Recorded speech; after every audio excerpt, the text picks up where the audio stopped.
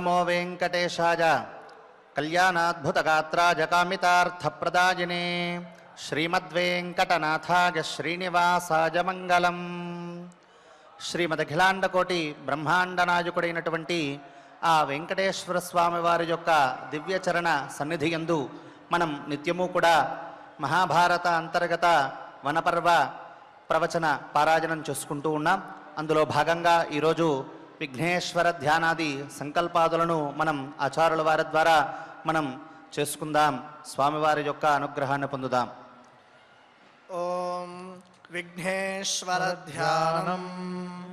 నమస్తే గణనాథాయ గణానాం పతయే నమః.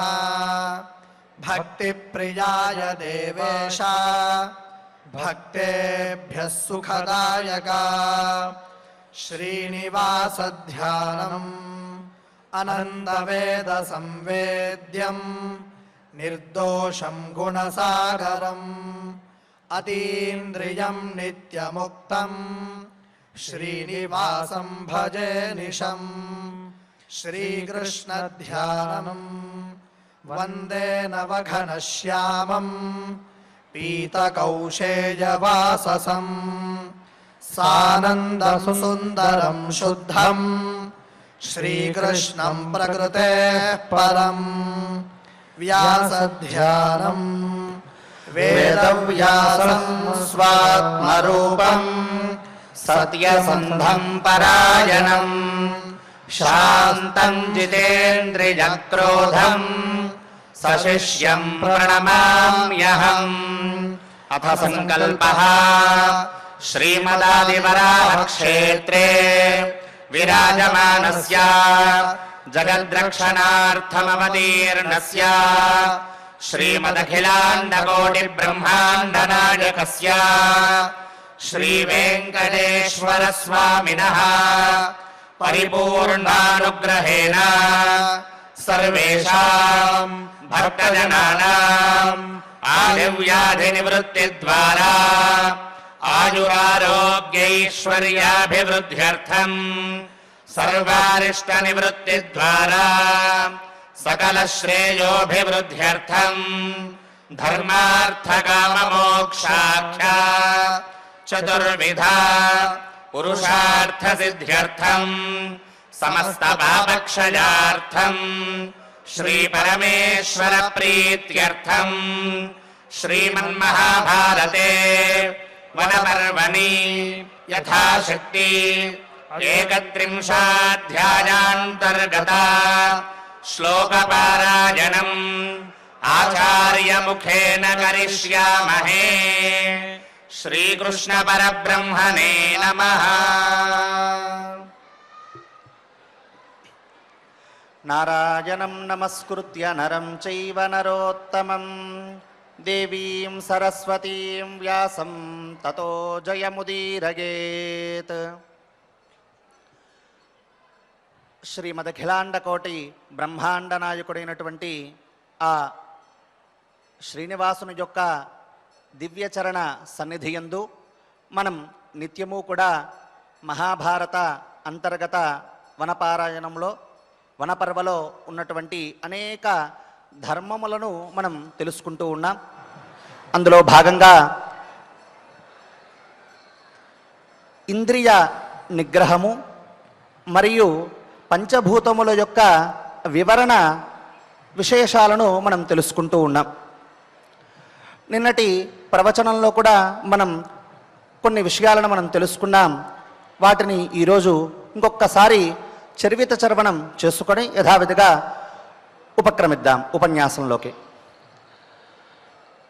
నిన్న మనం ఏమనుకున్నాము అనంటే పంచమహాభూతముల గురించి తెలుసుకున్నాం. అసలు పంచమహాభూతములు అంటే ఏమిటి అనంటే పృథివ్యప్తేజో వాయురాకాశములు. అంటే పృథివీ అంటే భూమి, అపహ అంటే నీరు, తేజ అంటే అగ్ని, వాయు అంటే వాయువు, ఆకాశం అంటే ఆకాశం. అంటే భూమి, నీరు, నిప్పు, వాయువు, ఆకాశం. ఈ ఐదు ఏవైతే ఉన్నాయో ఈ ఐదిటిని కూడా మనం పంచమహాభూతములు అని మనం తెలుసుకోవడం జరిగింది. ఇది ఇంకా ఇంకొక 5 గురించి చెప్పారు. అవి ఏవి అని అంటే వాటిని గుణములు అని చెప్పడం జరిగింది. అవి ఏవి అని అంటే శబ్ద, స్పర్శ, రూప, రస, గంధములు. గంధము అని అంటే వాసన, మిగిలినటువంటివన్నీ కూడా మనకు యథావిధిగా ఆ శబ్ద అర్థంతోనే మనకు తెలిసిపోతుంది. శబ్ద, స్పర్శ, రూప, రస, గంధములు అని. ఇవేమో మహాభూతములు, ఇవేమో ఇప్పుడు చెప్పుకున్నటువంటివి శబ్దాది రసములు, గుణములు ఏవైతే ఉన్నాయో అవన్నీ కూడా గుణములు. ఇవి ఏ విధంగా ఉన్నాయి అని అంటే భూమి యందు శబ్దస్పర్శ రూపరస గంధములు అనేటటువంటి 5 గుణములు, నీటి యందు శబ్దస్పర్శ రూపములు రూపరసములు అనేటటువంటి 4 గుణములు, నిప్పు యందు శబ్దస్పర్శ రూపములు అనేటటువంటి 3 గుణములు, అదేవిధంగా వాయువు యందు శబ్దస్పర్శములు అనేటటువంటి 2 గుణములు, అదేవిధంగా ఆకాశము యందు శబ్దము అనేటటువంటి ఒక గుణం. మొత్తం వీటినన్నిటినీ కూడా మనము కలిపితే మొత్తం 15 గుణములు చెప్పబడి ఉన్నాయి. ఈ 15 గుణములు ఏ విధంగా ఉన్నాయి అనంటే ఒకదానిని ఒకటి ఆశ్రయించి ఉన్నాయి. క్రమం తప్పకుండా ఒకదాని యొక్క హద్దు పరిధి దాటకుండా ఇది ఎంత శాతం మనలో ఉండాలో అంత ఉన్నాయి. దానిని మించి ఉండట్లేదు, అలా అని తగ్గి ఉండట్లేదు. ఎంత శాతం మనకు, ఉదాహరణకి మన శరీరానికి కావాలి అని అంటే మన శరీరంలో ఎంత దాని యొక్క శాతం పర్సెంటేజ్ ఎంత ఉండాలో మన శరీరంలో అంతా ఉంటున్నాయి. అవి ఎప్పుడు తగ్గుతాయి, ఎప్పుడు పెరుగుతాయి అనంటే మన దేహం అనేటటువంటిది మనం ఎప్పుడైతే దేహాన్ని చాలిస్తామో అంటే మనకు ప్రాణం ఎప్పుడైతే పోతూ ఉన్నటువంటి సందర్భంలో ఒక్కొక్కటి కూడా నిదానంగా కూడా తగ్గుతూ వస్తాయి. దాని యొక్క స్థితిగతులు అనేటటువంటివి మారుతాయి. ఏవి? ఈ పృథివ్యప్తేజో, ఈ భూమి, నీరు, నిప్పు, వాయువు, ఆకాశం, తత్సంబంధమైనటువంటి శబ్దస్పర్శ రూపరస గంధముల యొక్క స్థితిగతులు ఏవైతే ఉన్నాయో అవన్నీ కూడా యథావిధిగా తగ్గుతూ ఉంటాయట. ఇంతవరకు మనం తెలుసుకున్నాం. ఇంకా అందులో భాగంగానే ఇంకా మనం ఏం తెలుసుకున్నాము అనంటే వీటినన్నిటినీ కూడా ఇవే కాకుండా మన శరీరంలో ఈ త్వక్, చర్మ అంటే ఈ త్వక్ అంటే చర్మం, ఈ చర్మం ఏదైతే ఉందో చర్మము, అదేవిధంగా లోపల ఉండేటటువంటి రక్తము, అస్థులు అంటే ఎముకలు, ఇలా చెప్పబడినటువంటివి 8 ధాతువులతో కూడబడి మన శరీరం అనేటటువంటిది ఉన్నది అని కూడా మనం ఇత పూర్వ ప్రవచనంలో మనం తెలుసుకున్నాం. ఇదియే కాకుండా ఇంకా కర్మేంద్రియాలు, జ్ఞానేంద్రియాలు అనేటటువంటి విషయాలను కూడా మనం తెలుసుకున్నాం. ఈ జ్ఞానేంద్రియములు అనంటే ఏమిటి అనంటే ఈ త్వక్, చక్షు, శ్రోత్ర, జిహ్వాఘ్రాణములు ఏవైతే ఉన్నాయో, త్వక్ అంటే చర్మము, చక్షు అనంటే కళ్ళు, శ్రోత్రము అనంటే చెవులు, జిహ్వా అంటే నాలుక, ఘ్రాణము అనంటే ముక్కు. ఇవి ఏవైతే ఉన్నాయో వీటిని జ్ఞానేంద్రియములని, అదేవిధంగా కర్మేంద్రియములు వాక్, పాణి, పాద, పాజు, ఉపస్థములు, ఇవి ఏవైతే ఉన్నాయో అంటే జ్ఞానేంద్రియములు, కర్మేంద్రియములు మొత్తం కూడా 10. వీటితో మన మానవ శరీరం అనేటటువంటిది ఉన్నది.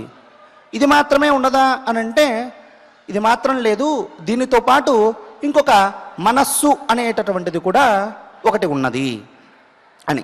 ఈ కర్మేంద్రియములు, జ్ఞానేంద్రియములు ఏవైతే ఉన్నాయో వాటిని మనం ఖచ్చితంగా నిగ్రహం చేసుకోవాలి.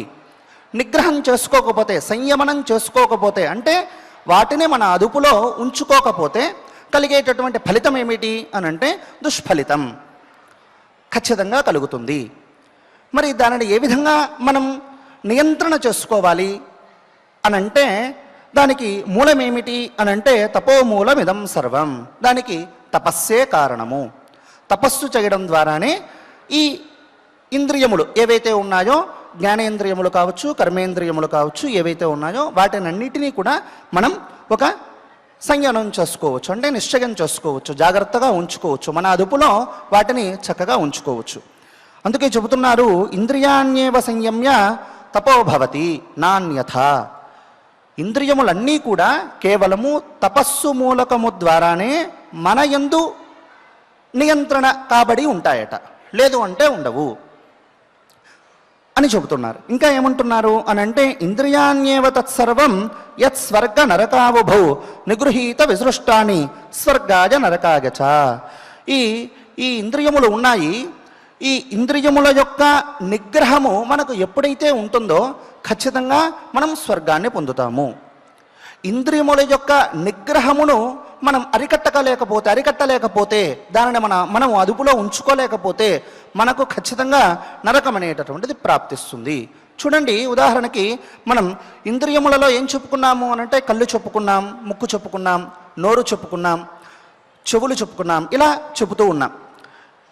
ఒక పదార్థాన్ని మనం చూడకూడదు అనేటటువంటి పదార్థాన్ని మనం చూస్తున్నాము అని అంటే ఖచ్చితమైనటువంటి దుష్ఫలితాన్ని మనం పొందుతాం. ఏది మాట్లాడకూడదో అది వాక్కు ద్వారా, నోటి ద్వారా మనం మాట్లాడుతున్నాము అని అంటే ఖచ్చితంగా దాని ద్వారా కూడా మనం దుష్ఫలితాన్ని పొందుతాం. ఏది వినకూడదో అది మనం విన్నాము అని అంటే ఖచ్చితంగా దానిని దుష్ఫలితాన్ని మనం ఖచ్చితంగా పొందుతాం.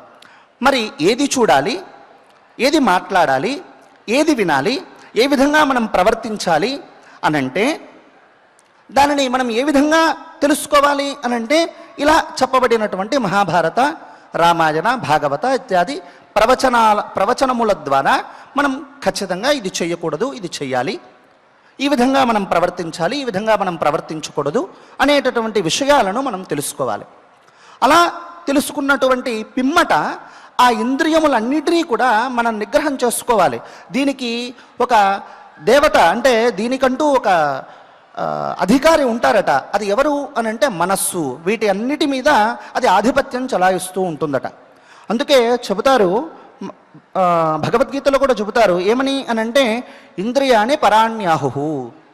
ఇంద్రియములు అనేటటువంటిది చాలా ఉత్కృష్టమైనటువంటివి, శ్రేష్టములైనటువంటివి. అవి ఏవనుకుంటే అవి చేసేస్తాయి. మనం ఏది చేయాలనుకుంటే అది కూడా చేస్తుంది. ఈ రెండు లక్షణాలు దానిలో ఉన్నాయి. ఇంకా ఎలాగూ అనంటే ఇంద్రియేభ్యః పరం మనః. ఆ ఇంద్రియముల కన్నా మనస్సు ఏదైతే ఉందో ఆ మనస్సు అనేటటువంటిది శ్రేష్టమైనటువంటిది. ఇంద్రియేభ్యః పరం మనః, చాలా ఉత్తమమైనటువంటిది మనస్సు. ఈ మనస్సును కూడా మనం చాలా నియంత్రణ చేసుకోవాలి. అసలు మనస్సు అంటే ఏమిటి అని అంటే మనోనామ సంకల్ప వికల్ప సంఘాతః అనే శాస్త్రవాక్యం. ఇప్పుడు చూడండి, మనం కళ్ళ ద్వారా ఒక వస్తువును చూసినటువంటి దానిని ఇది మనం చూడొచ్చా చూడకూడదా అనేటటువంటిది రెండూ కూడా ఈ మనస్సు ఆలోచిస్తూ ఉంటుందన్నమాట. ఇది ఏది నిర్ణయం తీసుకోలేదు. ఒక్కోసారేమో చూడాలనిపిస్తుంది, వెంటనే మనం చూసేసామనుకో, తద్వారా మనకు కలిగేటటువంటి ఇబ్బందులు అనేకములో ఉండొచ్చు. ఒక కర్మను, దుష్కర్మ ఏదైతే ఉందో, చెడ్డ పని ఏదైతే ఉందో దానిని చెయ్యడానికి ప్రేరణ చేస్తూ ఉంటుందన్నమాట. ఇది చెయ్యచ్చా చేయకూడదా అనేటటువంటి సందర్భాల్లో చెయ్యాలి అని మన మనస్సుకు అనిపించింది అని అంటే మనం చేస్తే తద్వారా ఖచ్చితమైనటువంటి దుష్ఫలితాన్ని మనం పొందుతాం. అయితే ఇలా సంకల్ప వికల్పం అంటే ఇది చెయ్యొచ్చు, ఇది చెయ్యకూడదు అనేటటువంటి నిర్ణయం అది మనస్సు తీసుకోలేదట. మరి దానిని నియంత్రణ చేసేటటువంటి వారు ఎవరు అని అంటే మనసస్తు పరాబుద్ధి. దానిని కూడా నియంత్రణ చేసేటటువంటిది బుద్ధి. అంటే మనం ఏదైనా ఒక పని చేస్తున్నాము అని అంటే ఫస్ట్ ఏమనిపిస్తుంది, ఇది చెయ్యాలా చేయకూడదా అనేటటువంటి ఒకానొక వికల్పమైనటువంటి బుద్ధిని మనకు కలుగుతుంది. కలిగిన వెంటనే ఇది దేని ద్వారా సంభవిస్తుంది, మనస్సు ద్వారా సంభవిస్తుంది. అలా మనస్సు ద్వారా సంభవించినటువంటి సంకల్ప వికల్పములు ఏవైతే ఉన్నాయో వాటిని మనం చెయ్యాలి, ఇది చెయ్యాలి, ఇది చేయకూడదు అనేటటువంటి నిశ్చయమైనటువంటి స్థితిని మనం ఎప్పుడు పొందుతాము అని అంటే అది కేవలము బుద్ధి ద్వారానే పొందుతాం. అందుకే శాస్త్ర పరిభాషలో బుద్ధికి నిశ్చయాత్మిక బుద్ధి అని ఒక వాక్యం ఉన్నది. ఖచ్చితంగా ఇది చెయ్యాలి. మనకేం తెలుస్తోంది, ధర్మం. మనం తెలుసుకున్న వెంటనే ఇది ధర్మం, ఇది చెయ్యాలి, ఇది అధర్మం, ఇది చేయకూడదు అనేటటువంటి స్థితి మనకు కల్పించేది ఏది అని అంటే బుద్ధి మాత్రమే కల్పిస్తుంది. ఆ బుద్ధిని చాలా మనం నియంత్రణ చేసుకుంటూ, అంటే బుద్ధి ద్వారా మనస్సుని, అదేవిధంగా మనస్సుతో కూడినటువంటి ఇంద్రియములన్నిటినీ కూడా మనం నియంత్రణ చేసుకుంటేనే మనం సన్మార్గంలో ప్రవర్తిస్తాం. అలా లేకపోతే ఖచ్చితమైనటువంటి దుష్ఫలితాన్ని మనం పొందుతాం. అందుకే ఇక్కడ కూడా ఏం చెబుతున్నారు అని అంటే ఖచ్చితంగా ఇది ఇంద్రియాణ్యేవ తత్సర్వం యత్స్వర్గ నరకావుభౌ నిగృహీత విసృష్టాని స్వర్గాయ నరకాయ చ. నువ్వు నరకం పొందాలన్నా, అంటే నువ్వు దుష్ఫలితాన్ని పొందాలన్నా నీ చేతులారా నువ్వు చేసుకున్నావురా, మేమేం చేయలేం దానికి అని అంటూ ఉంటాం. అది ఎలాగా అని అంటే నువ్వంతకు నువ్వు చేసుకున్నావు. నువ్వు అలా చేయడం వలన నువ్వు ఖచ్చితంగా దుష్ఫలితాన్నే పొందుతావు. అదే ఇంకాస్త నలుగురిని విచారించి, అయ్యా నాకు ఈ విధమైనటువంటి స్థితి ఇబ్బంది కలిగింది, నేను ఈ పనిని చేయొచ్చా చేయకూడదా అని సత్ప్రవర్తన కలిగినటువంటి వారిని మనం ఆశ్రయించి వారి ద్వారా 4 విషయాలను మనం తెలుసుకొని ఆ తదుపరి మనం విచారణ చేసుకుని ఇది మనకు యోగ్యమా కాదా, ఇది మనం చేయవచ్చా చేయకూడదా, వాళ్ళు చెప్పినటువంటి విషయాలని మనం ఇక్కడ మెన్షన్ చేయవచ్చా చేయకూడదా, ఇంప్లిమెంట్ చేసుకోవచ్చా చేసుకోకూడదా అనేటటువంటి బుద్ధి ఏదైతే ఉందో అది మనకు ఉండాలి. నిశ్చయమైనటువంటి బుద్ధి ఉండాలి. ఆ బుద్ధితోనే మనం ఖచ్చితమైనటువంటి సన్మార్గాన్ని పొందుతాము. సరే, ఇప్పుడు ఆ బుద్ధికి మించి ఇంకా ఎవరున్నారు అని అంటే బుద్ధి పరతస్తు సహా, సాక్షాత్తు ఆ బుద్ధిని ప్రేరణ చేసేటటువంటి వాడు కూడా సాక్షాత్తు ఆ భగవంతుడే. ఆ భగవంతుడి యొక్క అనుగ్రహము మన యందు లేకపోతే ఖచ్చితంగా ఆ బుద్ధి కూడా ఒకానొక సందర్భంలో వాడు చాలా తెలివిగలవాడురా, కానీ ఎందుకో మరి ఇలా తప్పు చేసేసాడు ఎందుకంటావు అని మనం కూడా మనలో మనం ప్రశ్న వేసుకుంటూ ఉంటాం. నలుగురితో మాట్లాడేటప్పుడు ఈ విధంగానే మాట్లాడుతూ ఉంటాం. ఎందుకు అని అంటే ఆ సమయంలో వాడికి ఆ బుద్ధి అనేటటువంటిది ఆ విధంగా ప్రచోదనం అవ్వలేదు, చెయ్యలేదు. దేని ద్వారా? భగవంతుడి ద్వారా. అది భగవంతుడి యొక్క అనుగ్రహం అనేటటువంటిది మనకు సంపూర్ణంగా ఉంటే ఖచ్చితంగా ఆ బుద్ధి ఎక్కడ ప్రేరణ అవ్వాలో అక్కడ ప్రేరణ అవుతుంది. అది లేకపోతే అది కూడా కుదరదు. కాబట్టి ఇక్కడ శ్రేష్టం ఏది, శ్రేష్టతములు ఎవరు అనంటే సాక్షాత్తు భగవంతుడు. అంటే మొట్టమొదటిగా ఇంద్రియములు శ్రేష్టములు, ఇంద్రియముల కన్నా మనస్సు శ్రేష్టము, మనస్సును ఇంద్రియములను ఈ రెండింటినీ కూడా నియంత్రణ చేసేటటువంటిది బుద్ధి కాబట్టి బుద్ధి శ్రేష్టము. ఈ మూడింటినీ కూడా నియంత్రణ చేసేటటువంటిది సాక్షాత్తు ఆ పరమేశ్వరుడే కాబట్టి ఆ పరమేశ్వరుడు శ్రేష్ఠుడు అని దీని ద్వారా మనం తెలుసుకుంటూ ఉన్నాం. అయితే ఇంకా ఏమి అనంటే ఇది ఒకవేళ మనకు ఈ ఇంద్రియములు అనేటటువంటిది ఇక ప్రకృతంలోకి వద్దాం. ప్రకృతము అంటే ఇప్పుడు మనం చెప్పబోయేటటువంటి ప్రవచనం ఏదైతే ఉందో దానిని ప్రకృతం అని పిలువబడుతుంది. ప్రకృతంలోకి వద్దాం. అలా వచ్చినప్పుడు ఈ ఇంద్రియములన్నిటినీ కూడా మనం వశపరుచుకోకపోతే ఖచ్చితంగా వాడు కృత్స్నస్య నరకస్యచ, వాడు ఘోరమైనటువంటి నరకాన్ని పొందటానికి వీడు చేసేటటువంటి దుశ్చర్యలు ఏవైతే ఉన్నాయో అవే హేతువులు అవుతాయి. కాబట్టి దయచేసి మీరు ఇలా చేయకండి అని దాని యొక్క తాత్పర్యం. ఇంకా ఏముంటున్నాయట అనంటే ఇంద్రియాణం ప్రసంగేన దోషవం ఆర్చంత్యసంశయం సన్నియమ్యతు తాన్యేవ తతసిద్ధిం సమాప్నుయాత్. ఈ ఇంద్రియముల యొక్క అనుచిత విషయముల ప్రసంగం ఏదైతే ఉందో, అంటే మనం పూర్వం చెప్పుకున్నాం కదా, ఏదైతే చూడకూడదు ఏదైతే చూడాలి, ఇది మాట్లాడకూడదు ఇది మాట్లాడాలి అనేటటువంటి విషయముల మీద వ్యామోహం వాడికి ఎక్కువగా ఉన్నట్లయితే దాని యొక్క ప్రసంగము చేత ఖచ్చితంగా అసంశయం దోషవం ఆర్చంతి, ఖచ్చితంగా వాడు సంశయం లేకుండా వాడు దోషాలని పొందుతాడు. దోషము నుండి రాబడినటువంటి దుష్ఫలితం ఏదైతే ఉందో ఆ దుష్ఫలితాన్ని వాడు పొందుతాడు. ఇందులో ఎటువంటి సంశయం లేదు. మరి ఎప్పుడు అని అంటే తాన్యేవ సన్నియమ్య, తాని నామ ఇంద్రియాని ఇత్యర్థ. తాని అంటే ఇక్కడ అర్థం ఏమిటి అంటే ఇంద్రియములు. ఈ ఇంద్రియములను అంటే మనస్సుతో కూడినటువంటి ఇంద్రియములను మనము ఎప్పుడైతే సంయమనం చేసుకుంటామో తద్వారానే తతసిద్ధిం అవాప్నుజాత్, తతసిద్ధిం సమాప్నుజాత్, ఖచ్చితంగా వాడు సిద్ధిని పొందుతాడు అన్నది దాని యొక్క తాత్పర్యం. దీనిని ఏ విధంగా పోలుస్తున్నారు అనంటే చెబుతున్నారు, రథశరీరం పురుషస్య దృష్టం ఆత్మా నియంతేంద్రియాణ్యాని ఆహురశ్వాన్ తైరప్రమత్తః కుశలీ సదశ్వై దాంతై సుఖం యాతి రథీవ ధీరః. రథశరీరం. సరే, మనం ఒక ఉదాహరణ, చిన్న ఉదాహరణ ఈయనే చెబుతున్నారు. ఏమని అనంటే మన శరీరం ఏదైతే ఉందో ఈ శరీరం అనేటటువంటిది నువ్వు కాసేపు రథశరీరం, పురుషస్య శరీరం రథః, పురుషుడు యొక్క శరీరం ఏదైతే ఉందో ఈ శరీరం అనేటటువంటిది నువ్వు కాసేపు రథం అని నువ్వు భావించు. ఇంకా అనంటే ఆత్మానియంత, మనం పూర్వం చెప్పుకున్నాం బుద్ధి అని మనం ఒకటి చెప్పుకున్నాం. బుద్ధి ఎటువంటిది? బుద్ధి అంటే మనం నిశ్చయాత్మిక బుద్ధి, ఒక కార్యాకార్య వివేకం కలిగినటువంటిది, ఇది చెయ్యకూడదు ఇది చెయ్యాలి అనేటటువంటి బుద్ధి కలిగినటువంటిది, ఆ స్థితి కలిగినటువంటిది ఏదైతే ఉందో దానిని బుద్ధి అని పిలువబడుతోంది.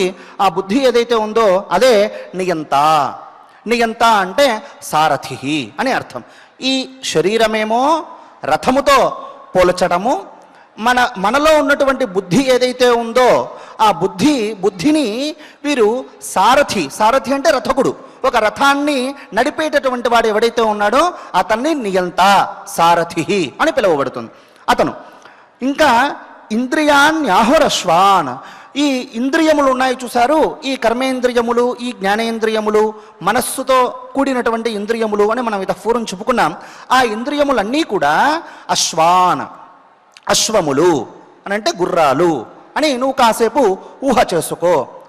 ఉదాహరణగా నువ్వు అనుకో. ఏమని అంటున్నారు అని అంటే ఇప్పుడు ఓవరాల్గా ఇతను చెప్పబోయేటటువంటిది ఏదైతే ఉందో అది ఇంకొకసారి మనం చెప్పుకుందాం. ఏమంటున్నారు, ఈ శరీరం ఏదైతే ఉందో అది రథముగా భావించు.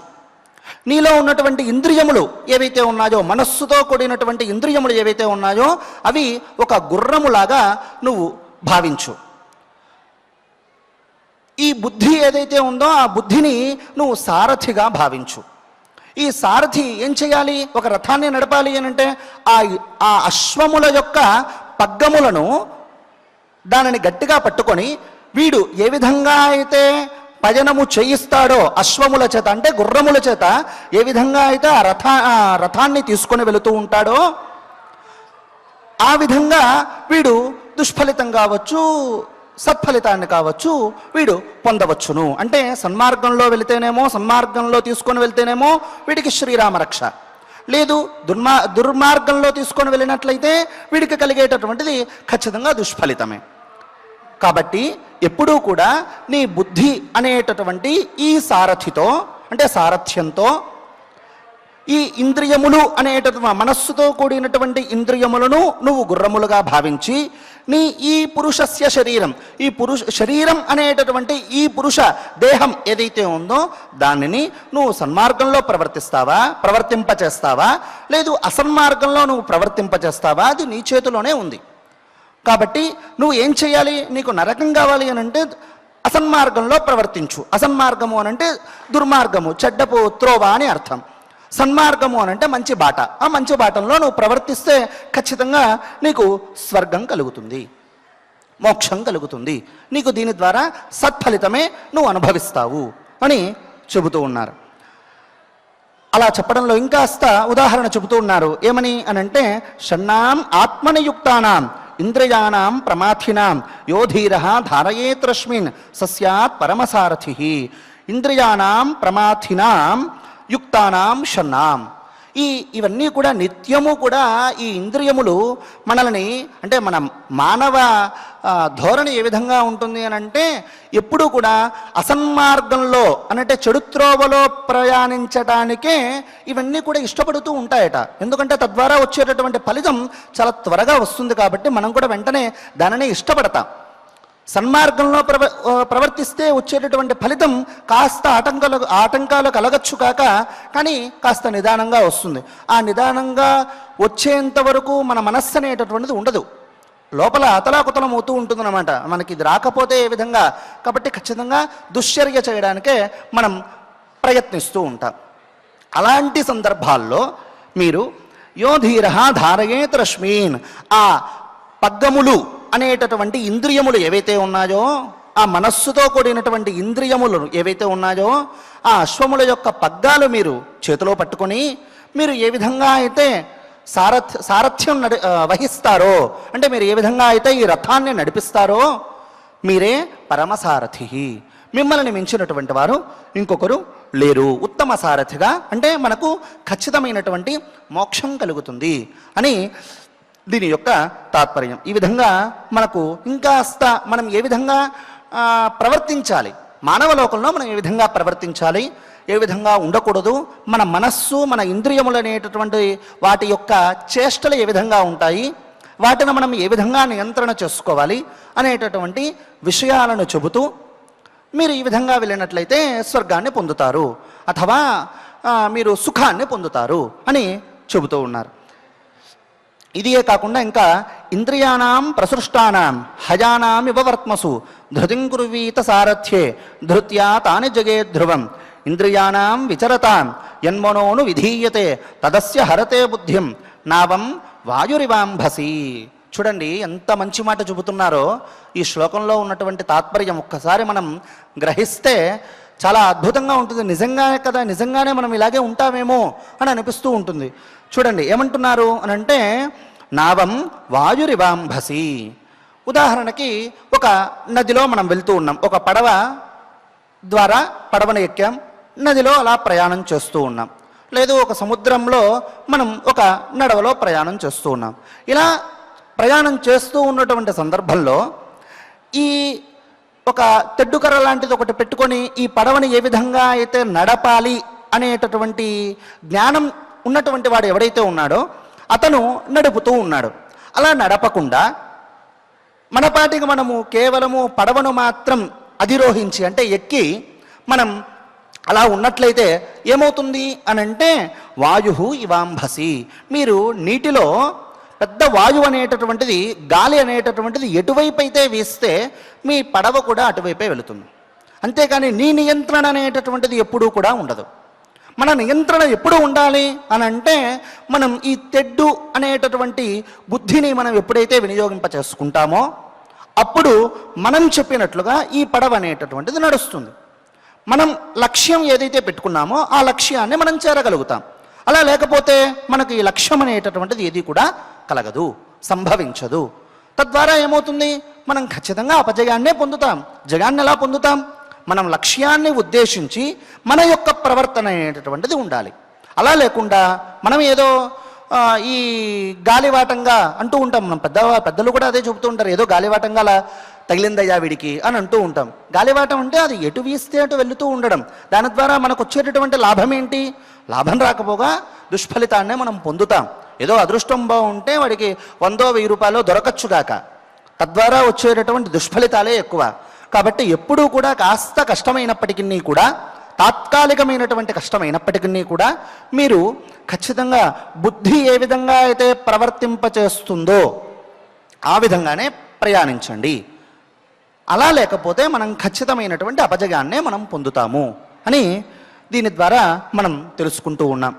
ఇంద్రియాణం విచరతాం యన్మనోను విధీయతే తదస్య హరతే బుద్ధిం నావం వాయురివాంభసి యేషు విప్రతిపద్యంతే షట్సు మోహాత్ ఫలాగమం తేషు అధ్యవసితాధ్యాయి విందతే ధ్యానజం ఫలం. వీటినన్నిటినీ కూడా మనం ఈ విధంగా మనం నియంత్రణ చేయాలి. ఈ ఇంద్రియములన్నిటినీ కూడా మనం నియంత్రించుకోవాలి అని అంటే దీనికి కేవలము తపస్సుయే మూలము, ధ్యానమే మూలము, జ్ఞానమే మూలము. ఈ భాగవత, భారత, మహాభారతములలో అథవా వేదములలో చెప్పబడినటువంటి ధర్మములు ఏవైతే ఉన్నాయో ఆ ధర్మములన్నిటినీ కూడా మనం రోజుకి కొంత కొంత భాగాన్ని మనం తెలుసుకున్నటువంటి దానిని ఎప్పుడైతే మనం కర్మాచరణ చేస్తామో, కర్మాచరణ అంటే తెలుసుకున్నటువంటి విషయాన్ని మన నిత్య నడవడిక జీవనంలో మనం ఉంచుకుంటాము. మనం ఈ విధంగా చేయకూడదు కాబట్టి నేను ఈ విధంగా ప్రవర్తించనని కంకణం కట్టుకోవాలి. అలా మనం ఎప్పుడైతే మన జీవితాన్నంతా కూడా పయనిస్తామో ఖచ్చితంగా వాడు ఉత్తమమైనటువంటి లోకాన్ని పొందుతారు అన్నదే ఈ అధ్యాయము యొక్క సారాంశం. అంతటి మహత్తరమైనటువంటి విషయాలని మనం ఈరోజు 211వ అధ్యాయంలో చెప్పబడినటువంటి విశేషాలని కొన్నిటిని మనం తెలుసుకున్నాం. ఇక ఆచార్యుల వారి ద్వారా 31వ అధ్యాయంలో 23వ శ్లోకం నుండి మనం యథావిధిగా పారాయణం చేసుకుందాం. స్వామివారి యొక్క అనుగ్రహాన్ని పొందుదాం. ఓం నమో వెంకటేశాయ. ఓం శిష్టైరాచరితం ధర్మం कृष्णे मास्माभिशङ्कथाः मास्माभिशङ्कथाः पुराणमृषिभिः प्रोक्तम् पुराणमृषिभिः प्रोक्तम् सर्वज्ञैः सर्वदर्शिभिः सर्वज्ञैः सर्वदर्शिभिः धर्म एव प्लवो नान्यः धर्म एव प्लवो नान्यः स्वर्गं द्रौपदी गच्छता स्वर्गं द्रौपदी गच्छताम् सैव नौ सागरस्येव सैव नौ सागरस्येव वणिजः पारमिच्छतः वणिजः पारमिच्छतः अफलो यदि धर्मस्यात् अफलो यदि धर्मः स्यात् चरितो धर्मचारिभिः चरितो धर्मचारिभिः अप्रतिष्ठेतमस्येतत् अप्रतिष्ठेतमस्येतत् जगन्मज्जेदनिन्दिते जगन्मज्जेदनिन्दिते निर्वाणन्नाधिगच्छेयुः देवानन्नाधिगच्छेयुः जीवेयुः पशुजीविका जीवेयुः पशुजीविकाम् विद्यान्तेनैव युज्येयुः विद्यां तेनैव यज्ञेयुः न चार्थं केचिदाप्नुयुः न चार्थं केचिदाप्नयुः तपश्च ब्रह्मचर्यं च तपश्च ब्रह्मचर्यं च यज्ञस्वाध्याय एव च यज्ञस्वाध्याय एव च दानमार्जवमेतानि दानमार्जनमेतानि यदि स्युरफलानि वै यदि स्युरफलानि वै नाचरिष्यन् सरे धर्मम् नाचरिष्यन् सरे धर्मम् परे परतरे च ये परे परतरे चरे विप्रलम्भोऽयमत्यन्तम् विप्रलम्भोऽयमत्यन्तम् यदि स्युरफला क्रियाः यदि स्युरफलाः क्रियाः ऋषयश्चैव देवाश्च ऋषयश्चैव देवाश्च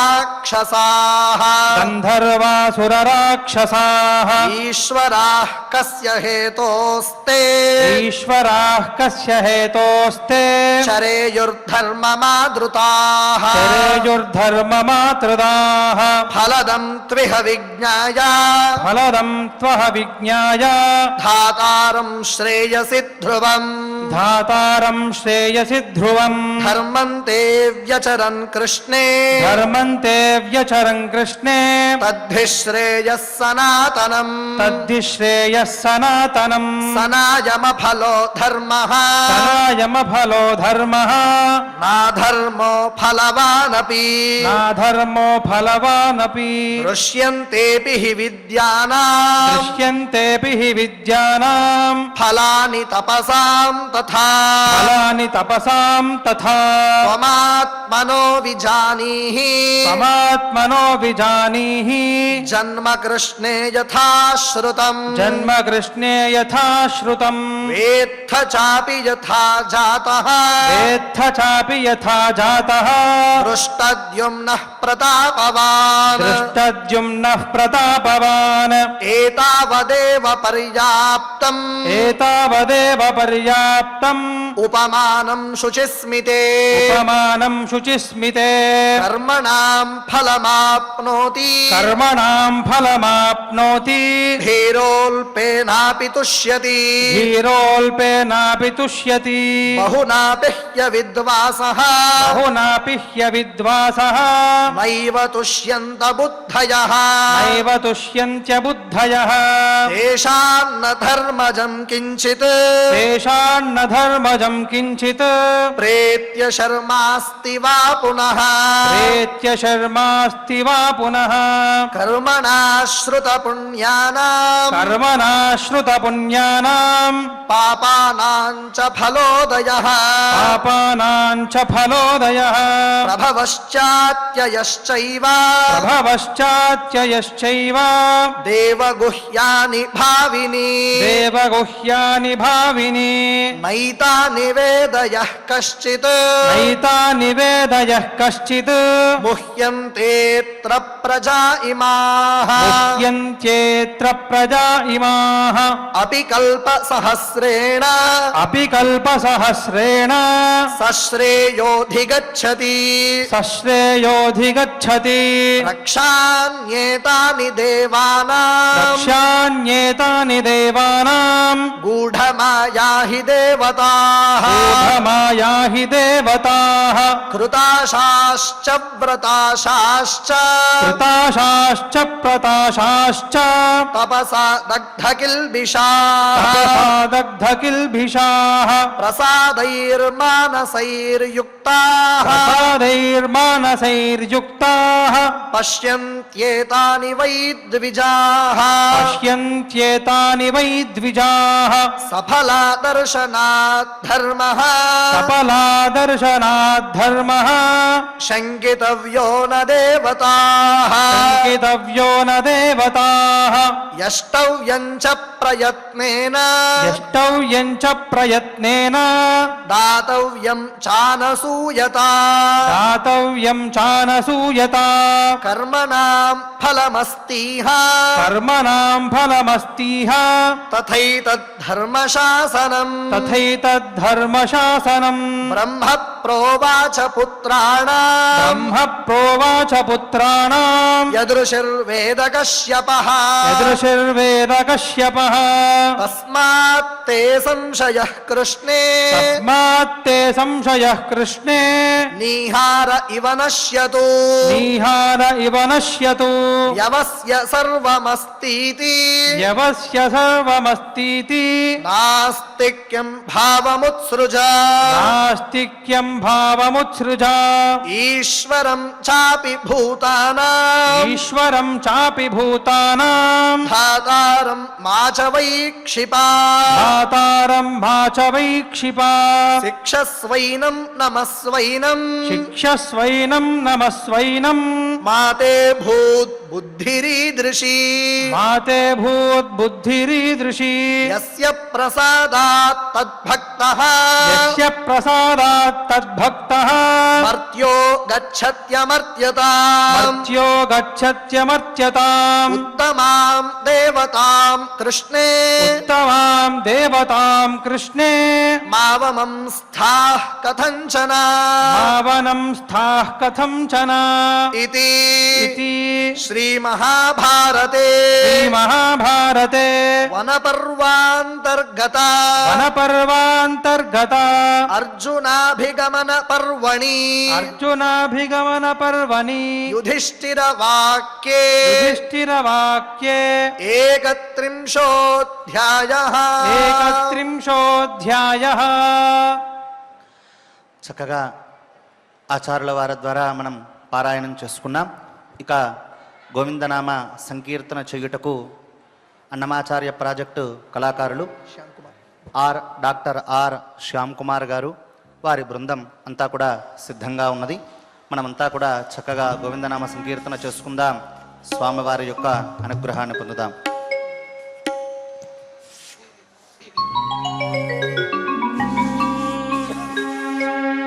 శ్రీ శ్రీనివాస గోవింద శ్రీ వెంకటేశ గోవింద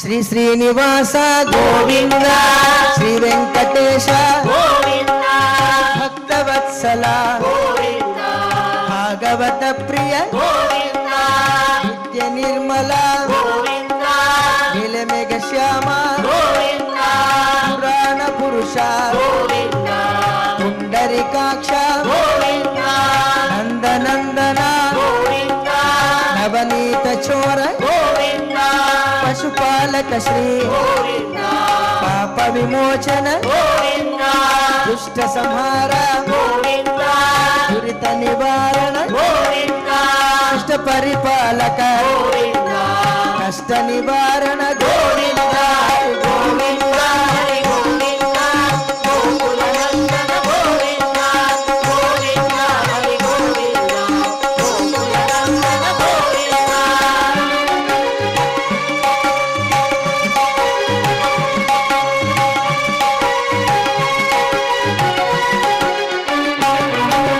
వజ్రమకుటధర గోవింద వరాహమూర్తి గోవింద గోపీ జనలోల గోవింద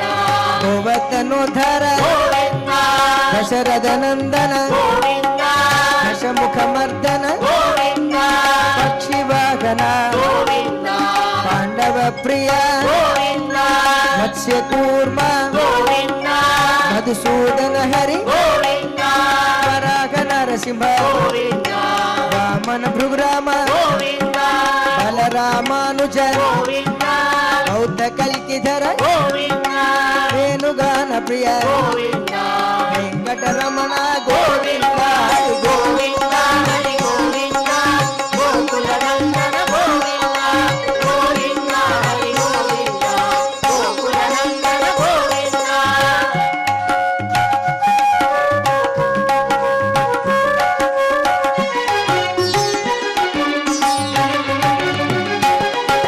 సీతానాయక హిత పరిపాలక దరిద్ర జన పోషక ధర్మ సంస్థాపక అనాథ రక్షక ఆపద్బాంధవ శరణాగత వత్సల కరుణాసాగర కమలదళాక్ష కామిత ఫలద పాప వినాశక రాగి మురారే శ్రీముద్రాంకిత శ్రీవత్సాంకిత ధరణీ నాయక దినకర తేజ గోవింద హరి గోవింద హరి గోవింద గోకుల నందన గోవింద గోవింద హరి గోవింద గోకుల నందన గోవింద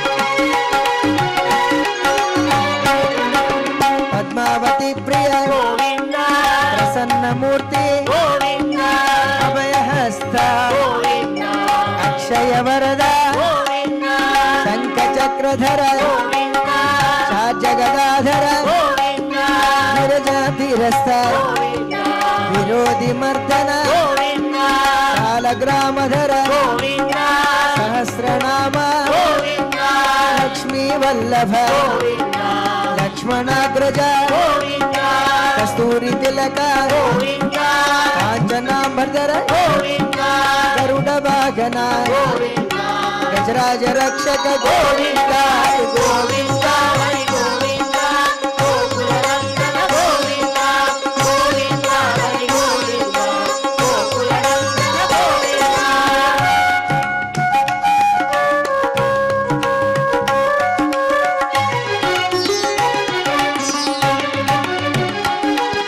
వానర సేవిత వారధి బంధన సప్తగిరీశ ఏక స్వరూప శ్రీరామకృష్ణ రఘుకుల నందన ప్రత్యక్ష దేవా పరమ దయాకర వజ్ర కవచధర వైజయంతి మాల వడ్డి కసులువాడ వసుదేవ తనయ బిల్వ పత్రార్చిత భిక్షుక సంస్థుత స్త్రీ పుంరూప గోవింద శివకేశవమూర్తి గోవింద హరి గోవింద హరి గోవింద గోకుల నందన గోవింద గోవింద హరి గోవింద గోకుల నందన గోవింద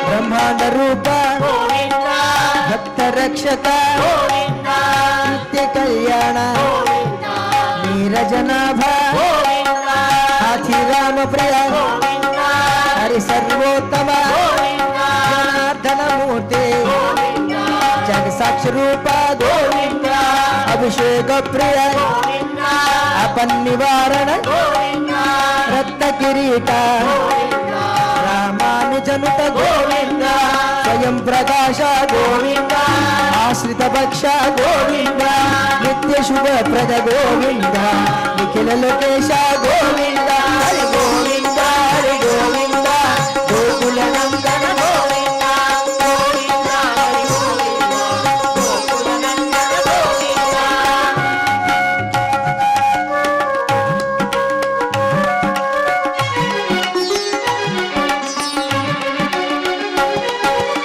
ఆనంద రూప గోవింద ఆద్యంతరహిత గోవింద ఇహపరదాయక ఇహరాజ రక్షక పరమదయాళు పద్మనాభ హరి తిరుమల వాస తులసి వనమాల శేషశాయనే గోవింద శేషాద్రి నిలయ గోవింద మత్స్యావతార గోవింద ఏడుకొండలవాడ గోవింద హరి గోవింద హరి గోవింద గోకుల నందన గోవింద గోవింద హరి గోవింద గోకుల నందన గోవింద గోవింద హరి గోవింద గోకుల నందన గోవింద గోవింద హరి గోవింద గోకుల నందన గోవింద గోవింద హరి గోవింద గోకుల నందన గోవింద గోవింద హరి గోవింద గోకుల నందన గోవింద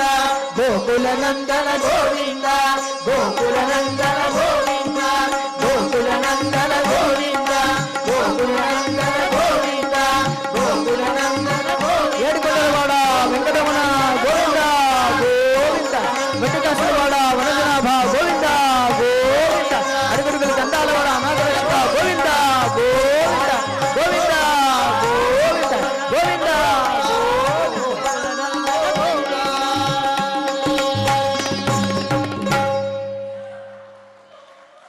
చాలా చక్కగా శ్రవణానందకరంగా గోవిందనామ సంకీర్తన మనమంతా కూడా చేసుకున్నాం. ఇక కార్యక్రమంలో భాగంగా క్షమాప్రార్థనాది మంగళాంతములతో ఈ కార్యక్రమం పరిపూర్తి చేసుకుందాం. స్వామివారి యొక్క అనుగ్రహాన్ని పొందుదాం.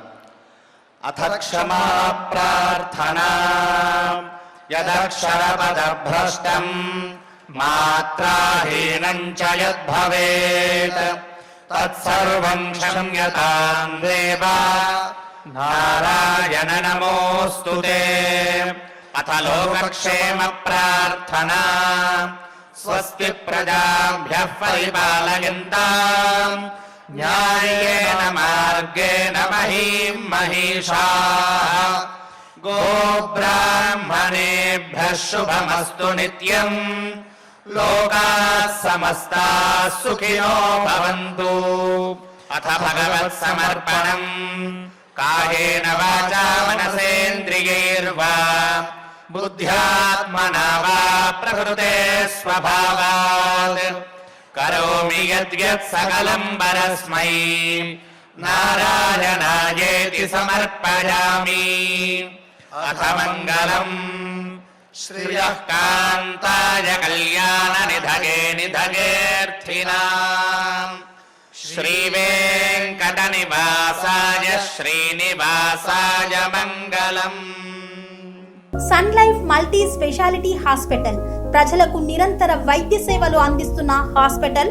డయాబెటాలజీ, స్టెమ్ సెల్ ఫిజిషియన్ లో ఇండియాలోనే మొదటి డాక్టర్ గా పేరుగాంచిన డాక్టర్ విజయ్ భాస్కర్ గారు అత్యాధునిక విజ్ఞాన పరిజ్ఞానంతో అంతర్జాతీయ ప్రమాణాలతో సామాన్యులకు సైతం అందుబాటులోకి తెచ్చారు Sun Life multi speciality hospital ను. అనుభవజ్ఞులైన వైద్యులతో అన్ని రకాల వైద్య సేవలు, ఆపరేషన్స్, సర్జికల్ ఎమర్జెన్సీలు, ప్లాస్టిక్ సర్జరీలు, చికిత్స అందించనున్నారు. 24 గంటలు అందుబాటులో ఫార్మసీ మరియు అంబులెన్స్ సౌకర్యం కలదు. సంప్రదించండి Sun Life multi speciality hospital, Dhammaiguda. Contact number 8121678234 9700971100.